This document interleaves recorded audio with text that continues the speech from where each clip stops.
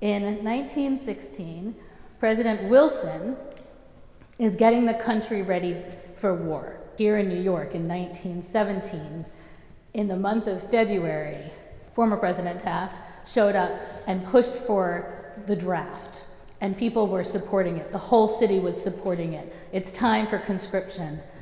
Ministers were calling for their own members to sign up.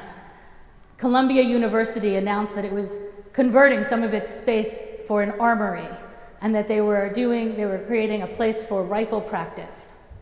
There was a minister up in Morningside Heights who had this dramatic, he marched in early in worship, and he was behind the choir is singing, and they have a huge American flag, and he comes in behind them and announces to everyone that he's going to join the army to fight for this country. That's what was happening in New York City.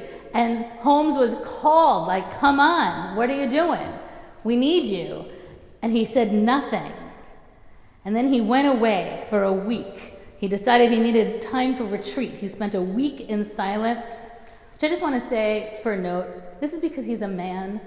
Because if he was a woman and he was also married with kids, there's no going away for a week. I just want to say that. But okay, he went away for a week in silence to figure out what he was going to do. And he goes to his congregation, and he has told them he's going to tell them. It's April 1st. He writes a sermon. He titles A Statement to My People on the Eve of War. And he says the place was packed. He usually, like I said, would preach from something like that. He didn't. He did what I'm doing now. He came to be with people. And he preached this sermon, and in it he said that he cannot support this war. He said, the judgment and ethics of war is wrong, an open and utter violation of Christianity. If war is right, Christianity is wrong, false, a lie. If this means a fine, I will pay it. If it means imprisonment, I will serve my time. If it means persecution, I will carry my cross. No order of a president or governor, no order of nation or state, no loss of reputation, freedom, or life will persuade or force me into the business of killing. On this issue, for me at least, there is no compromise.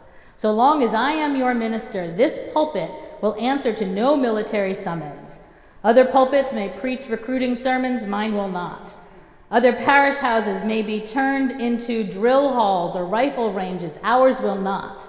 Other clergy may pray for military victory, I will not.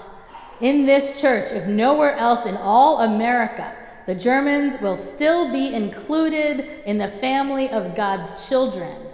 No word of hatred shall be spoken against them, no evil fate shall be desired upon them. So long as I am priest, this altar shall be consecrated to human brotherhood, and before it shall be offered worship only to that one God and Father of us all, who made of one blood all nations of men to dwell together on the face of this earth.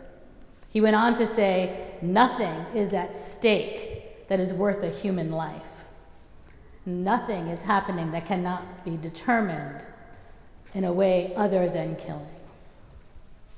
And so he wouldn't do it. Now here's what's interesting to me. The church didn't know what to do with that statement.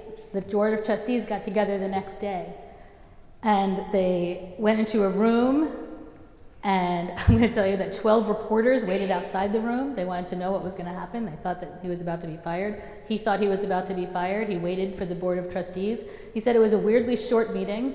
They came out pretty quickly. And this is our Board of Trustees. Our Board of Trustees came out and they said this. They said, you know what? Here's the thing. None of us agree with him. He said it was really casual about it. It was like there's one guy in there who agrees, and the rest of us, no, we actually think we should go to war. But that wasn't the question before us. He said the question before us is, should this be the man in our pulpit? And we all decided, yeah, actually, that in fact, the minister should say things we didn't want to hear. He should say things that we don't agree with. He should say things that make us uncomfortable. And it isn't really up to us to fire him every time he says something that we don't like. The reporters were like, seriously? They wrote it all down. They reported it. It went national. People couldn't believe it. Freedom of the pulpit. The congregation doesn't push you out if you have said something they don't like. It was big.